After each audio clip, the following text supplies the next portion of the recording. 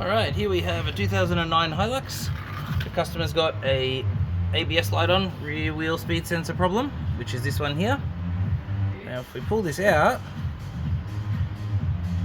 that is absolutely not meant to look like that.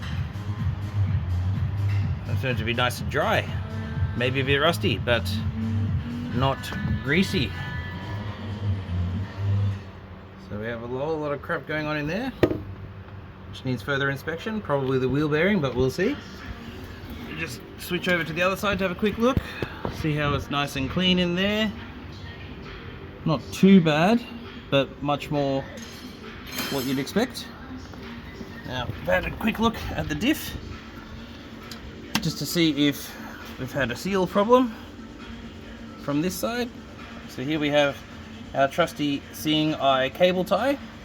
We go in the top, do a dip, have a look, and this oil is nice and clean, so the issue is not on this side. So that means I'm looking at a bearing. We'll pull it apart, have a close look and see what's going on.